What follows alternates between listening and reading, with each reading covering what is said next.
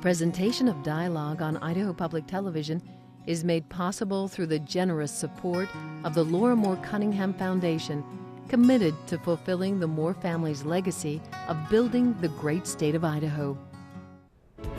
If you don't want to be honeyfuggled by a snollygoster, you may need to be a little bit more nebby and learn more about the American Regional English. We'll explain. Stay tuned. Dialogue is next.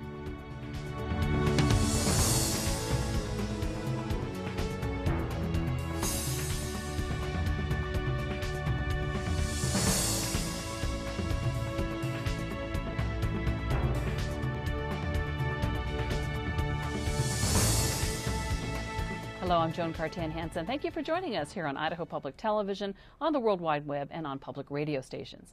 It's been called the most exciting linguistic project going on in the United States today. After 50 years of scholarly research and more than a lifetime of work, the 5th volume of the Dictionary of American Regional English has been published, covering the words starting with the letters SL to Z. So from ah to Zydeco, the dictionary captures the variety and inventiveness of the American language. Joan Houston Hall is the chief editor of the Dictionary of American Regional English, or DARE, as the project is called as a whole. She joins me now to explain what a snollygoster is and why we Americans have 174 different ways to identify a dust bunny. Okay, what is a snollygoster? Okay, a snollygoster can be someone who tries to deceive you, but it can also be an unscrupulous politician. So that's a word that people have been focusing on this election year. And where does it come from? It's an old word, and it's probably one of those that was just made up for fun. And just got picked up? Yeah, it's a fun word to say, and so that's the kind of thing people like to focus on. The dictionary, we've got the 5-set volume here, and you have a 6th set with maps and others. This was the work of a lifetime. Yes, indeed. Many lifetimes. Yes, of many lifetimes. Tell us about how the dictionary got started. Yes, well, in 1889, the American the American Dialect Society was founded with the idea that they would like to do a dictionary of American English to be a counterpart to the English Dialect Dictionary that was being produced in England at the time. But they recognized that this country is so much bigger than England, it would take a long time.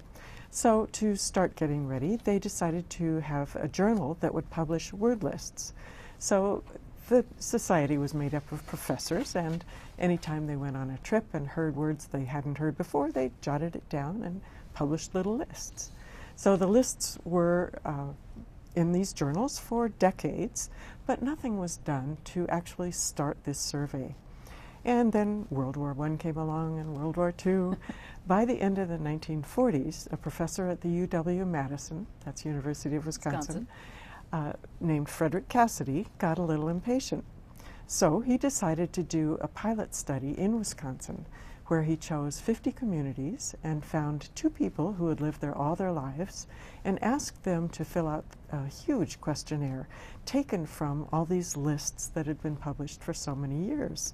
They covered topics like time and weather and food and clothing and farming and plants and animals and religion, health, disease, the survey, marriage. I've seen a copy of the surveys. They're huge. It Yes. And it would take days to fill them out. It could. It did, Yeah. yes. Well, he decided that this worked in Wisconsin, so he wrote a paper and gave it for the American Dialect Society's meeting, and the response was, "Nice job, Fred." And nobody picked up the ball. So a decade or so later, he got even more impatient and gave another paper to the society that was called the American Dialect Society Dictionary. How soon? And this time they said, "Good job, Fred. Why don't you do it?" And so they made him chief editor and said, "Get started." So what he did was to get some demographers to help him look at the population of the United States. This was in the mid-60s, so they were using the 1960 census. And they chose 1,002 communities across the country that were representative of our population then, with communities from the most urban in 5 categories down to the most rural. And they gathered together a group of 80 field workers, mostly graduate students, who came to Madison and learned to transcribe phonetically, because it was important not just to answer the vocabulary questions, but to get pronunciations.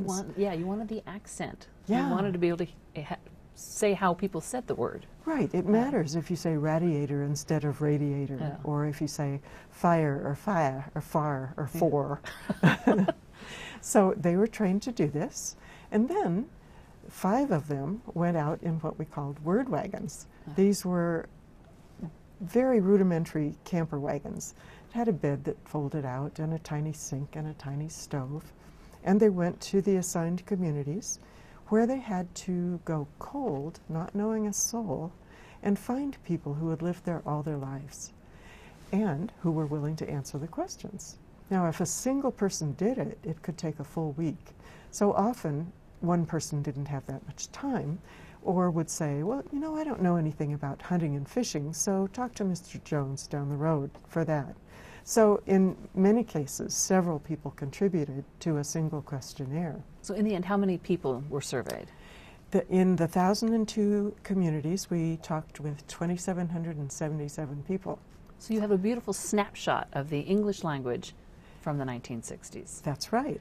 All put on punch cards for the computers back home. Yes, we thought we were so ahead of the time using computers, but it seems very archaic now. But all the data were input in the computer, and we can call up the results of any question, a given answer to any question, and have them mapped on a very strange-looking map of the United States. It's this map here on the cover. Yeah, if we could show the cover one more time. If you look at the cover, you can see that the map of the United States is a little skewed. Yeah, and the reason is that this is population adjusted. So Connecticut is right here, and it's really expanded because there are so many people there. But New Mexico is just a little sliver there. And Idaho's even the tiny. Yes. Yeah. But there were people in Idaho surveyed. 7 communities. Yeah. Mm-hmm. So you got all this data together. How did you convert it to a dictionary? And how did you decide what was a regional word and what was just a regular word? Yeah. Well, in addition to things that are geographically regional, we also include what we call social regionalisms. And by that we mean that anything that varies by age, sex, race, community type, or education is also grist for our mill. But DARE is, like the Oxford English Dictionary, a historical dictionary. So for every entry, we try to find the very earliest written citation, enough other citations through time to show how the word was used and where, and then contemporary citations as well. So Volume 1, which came out in 1985, had quotations as late as 1984, and Volume 5, which came out this year in 2012, has quotations from 2011. And we distinguish, or we determine whether they're regional in one way by the maps. If our dots come up in a cluster, we know that that's regional. But for us, a region can be as tiny as part of a city, as a state, as several states, or even most of the country, as long as it's not the whole country. So if you glance through the books and look at the maps, you'll see that the regions take many, many different shapes. What's the, forgive me for saying, but what is a practical use for something like this? Well, we always assumed from the beginning that librarians would find it useful. And they certainly do. We've had lots of notes from people who said, oh, you saved my bacon. But my favorite example came from a librarian in Tennessee who said that a patron had come in wanting to know about dryland fish. And she looked in all her fish books to no avail. And the person kept saying, well, this fish grows in the woods. She couldn't think of any fish that would grow in the woods. So she went to DARE and discovered that in Kentucky and Tennessee, a dryland fish is a mushroom. Ah. And physicians, I've read, have found this helpful in communicating with a patient. Indeed. We don't often think about differences in medical terms, but there are still thousands of archaic and old-fashioned and regional and folk names for ailments and diseases. We had a note from a physician who said, I grew up in Maine, and for my first job, I was posted in western Pennsylvania. My first patient came in and said, Doc, I've been rifting and I got jags in my leaders. He had no idea what the man was saying. But if he had had DARE, he could look up rift, a verb, which means to belch, and it's found almost solely in western Pennsylvania. And to have jags means to have sharp pains, but the leaders are the tendons, particularly the ones on the front of the neck. So this is the perfect reference tool for those kinds of regional and folk words. And it really is a fun read to just pick it up and run across. Do you have a favorite regional word? I do. It comes from the Gulf states, and it can serve both as a noun and a verb. The word is babashili, and we first came on it when we looked in the questionnaire data, and we had a question that said, what do you say if two people are really close friends? And we got responses like they're pals or chums or bosom buddies or like two peas in a pod. But we had one person from Texas who said they're Bobby Sheelies. And the way it was written, it looked as if it might be Irish. We looked in all the Scots and Irish and Northern English dialect works to no avail.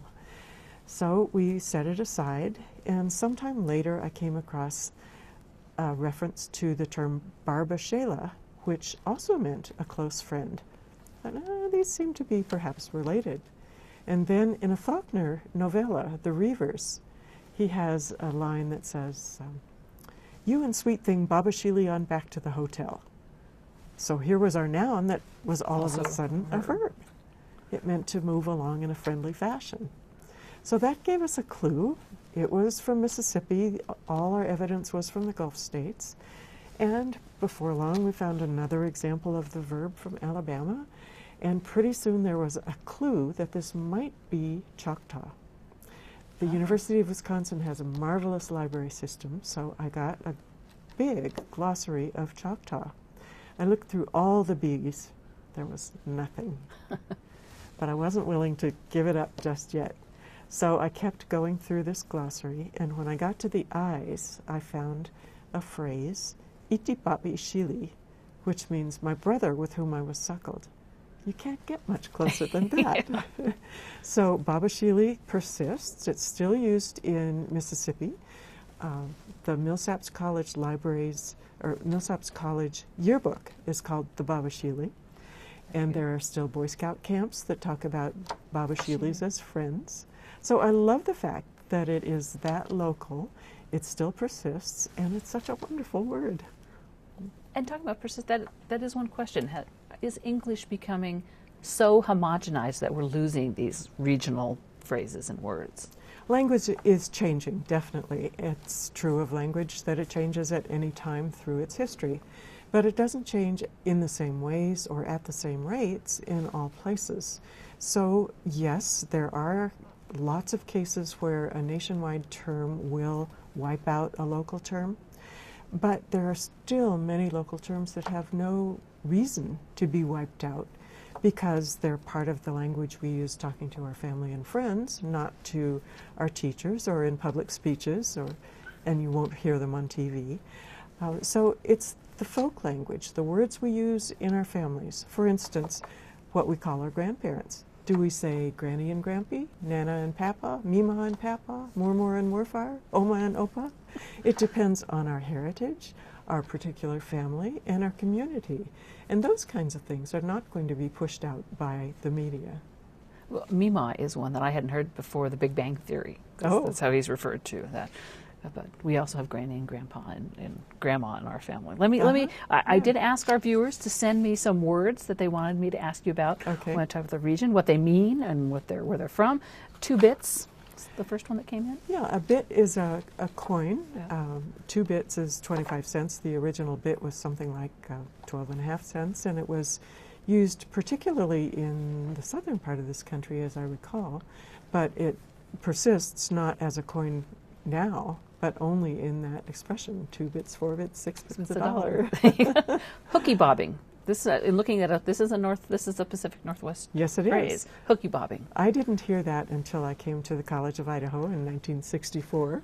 My roommate was from Twin Falls, and she talked about hooky bobbing, which is holding on to the back of a moving vehicle and sliding along on your feet on snow or ice. Something we don't recommend you do. And we don't confess to having done it. Now, one more thing was senior moment, and you tell me that that's not a regional word. Oh, we seniors are all over the country, and we all have our moments. But jockey box is. Yeah, that's a nicely regional term. I think it's not as common as it used to be, but it is another one from the Pacific Northwest.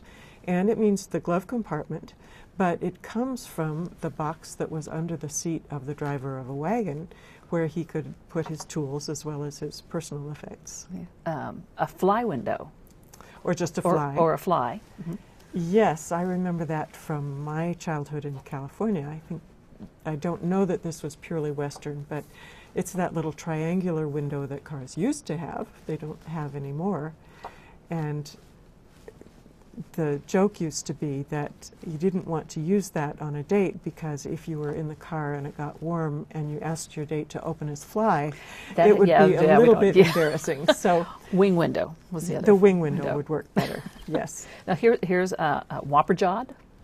Whopper jawed is in many different forms. Whopper jawed, whomper job. Yeah, jawed. Sorry about that. Many different forms, and I don't remember how distinctly regional it is. I don't think it's restricted to one place, but the forms vary from one place to another. So it's wanker jawed and wonker jawed. And what does it mean? Jawed. Oh, out of sync. Yeah. Askew, yeah. Out of line. And then here's some debates over which word. Is it bag or sack? Well, it depends on where you're from. We unfortunately didn't ask that specific question, so we can't map it, but the two used to be much more distinctly regional, and I believe that sack was further south and bag was further north. But then in southeastern areas you also get a poke. Oh, really? So that's another nice contrast. How about soda or pop? The big controversy. The big controversy. Well, soda used to be primarily northeast, but it is moving west. People in the Midwest used to swear on their deathbed that it couldn't be anything other than pop. I grew up with soda pop. In the South, often it's a Coke, whether it's a Pepsi or a Sprite or Dr. Pepper. In South Carolina, it used to be dope, and in Boston, it used to be tonic. But now soda and pop are the two main contesters, and I believe that soda is becoming a little bit more dominant. So do words win out? Sometimes they do, but there are always partisans, and some people will never give up, and that's just fine. And this one is a sofa versus Davenport versus a couch. Or versus a Davino or a Chesterfield or many other terms. Davino, I think, is pretty much Pacific Northwest. Chesterfield is West Coast. Davenport is a little bit more widespread. It's not strictly regional. Couch is all over, and sofa's pretty widespread. And then we have someone from Europe who posted a note saying they use the word buck instead of euro. I've got €1. Instead of saying I have €1, I've got $1. So that's an American word crossing over the pond. Very interesting. Yes. How are you keeping track with the changing English language? What's the next step now that you've got the volumes? You've finally got to Zydeco. Where do you go from here? Well, as people ask, isn't American English being homogenized? And I say, it's changing, yes, but it's not being homogenized. I really would like to be able to say exactly how it has changed. So I'm thinking in terms of 2 additional field projects. One would be to go back to the original 1002 communities, ask the same questions, and then be able to chart how those particular words have changed. But our demographics are so different now than they were in the 1960s. It would also be great to have a new population adjusted map, and it would show the decrease in population in the Rust Belt and the increase in Florida, Arizona, California. And we would also be able to interview people in the Hispanic communities and Korean and Hmong and all the new communities that weren't a significant part of our population way back then. So we'd get a much more contemporary look. And in that one, I'd like to add many, many more new questions for things that we simply didn't have or didn't think to ask back then. Well, there's certain technologies that just didn't exist, yeah, and things that have dropped off the radar screen. Right. Well, think about going to get cash if you need it. You can go to an ATM, you can go to a cash machine or a money machine, but in our part of the country we go to a time machine. And that's not a time machine that takes you back in history, it's a TYME machine, Okay. which stands for Take Your Money Everywhere. So those kinds of questions we would enjoy asking because they're new and they're distinctly regional and tell us new things. Now, the DARE project, the Dictionary of American Regional English, is basically it's a nonprofit. You exist by funders and those kind people who contribute to your survival. Yes, we've been on soft money for the whole time. And I have to say that finding the funding for this has been much harder than doing the actual work. But we've been really fortunate in putting together an unusual collaboration among federal agencies, particularly the National Endowment for the Humanities, but also the National Science Foundation, and the state of Wisconsin through the university, which hasn't funded us as a whole project, but has provided bits and pieces. And the Andrew W. Mellon Foundation has been absolutely marvelous. But the thing that really interests me is that we have hundreds, literally hundreds, of individuals who simply love language. And they wanted to see us succeed, and so they contributed on their own. And my hope is that they will continue to find that the work that we're doing is useful, and as we go to the digital edition and as we do the upgraded research, people will still find us worthy of their support. So I think in the future it's going to be the hardest part of the project still, but I do look forward to the ongoing exploration in the ways our language is changing. There's no question that is something like this project, kind of the hard copy version, at least, going to go the way of Encyclopedia Britannica? Probably, yes.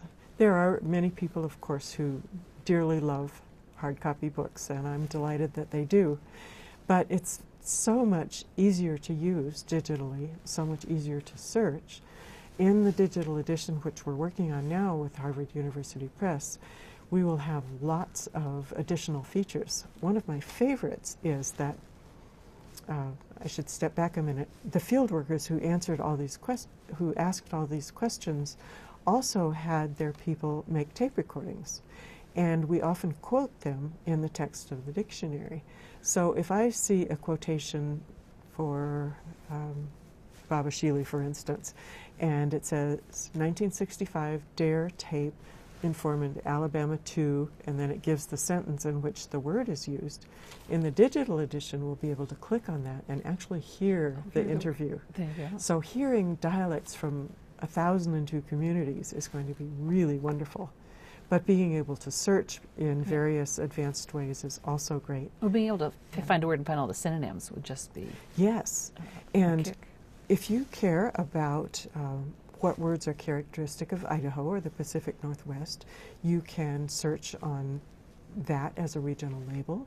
We also have an index, which is very easy to search, giving all the regional labels and the etymological labels and language names. So if you want to know, well, what words came into American English through Polish or Portuguese or Quechua or Algonquin, you can go to the index and find those things. And also in the volume 6, which is in press right now, we get back to your dust bunnies. If you really care what those 174 words for dust balls under the bed are, you can look them up in that volume. And also, when we get to the digital edition, you'll be able to find them there as well. So what did you call a dust bunny when you were growing up? I think I called it a dust bunny. Yeah. But it wasn't, ghost manure, and I mean, there's an amazing number of, right? So how do we create all these different words? What is it about the English language that allows us to do that?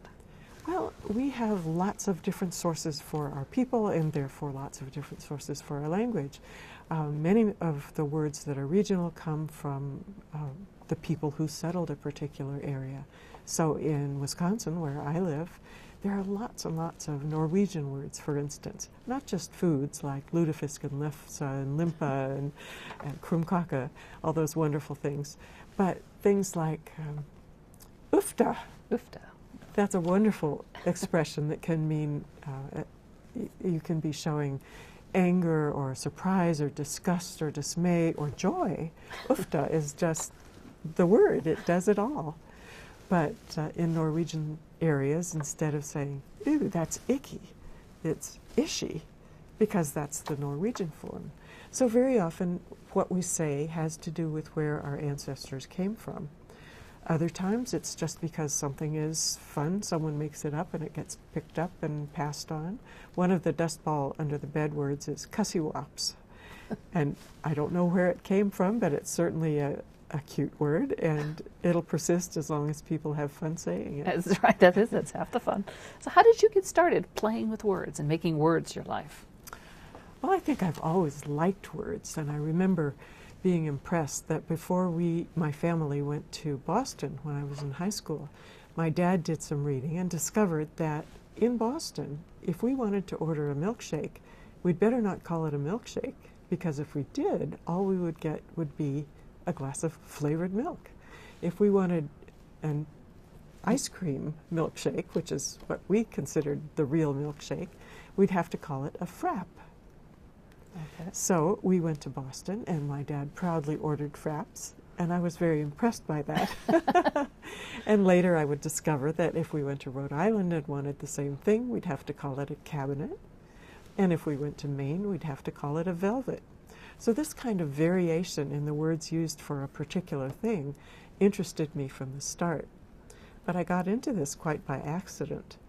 When I went to graduate school at Emory University in Atlanta, I was a first-year student, and first-year students registered last, and so there wasn't a lot of choice in courses to take.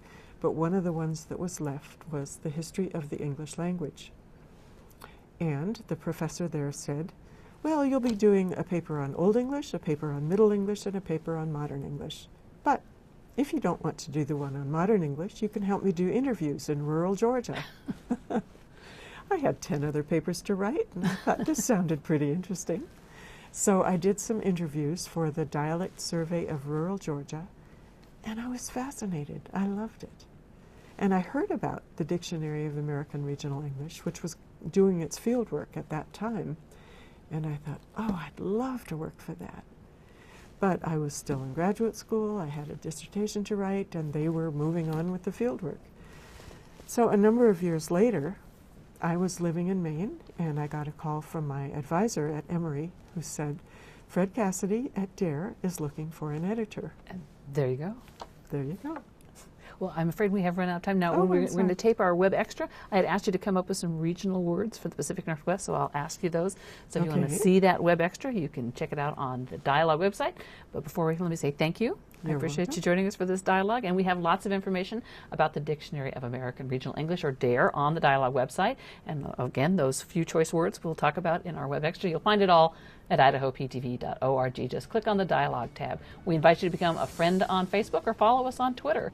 Thanks for tuning in, and join us next time for Dialogue.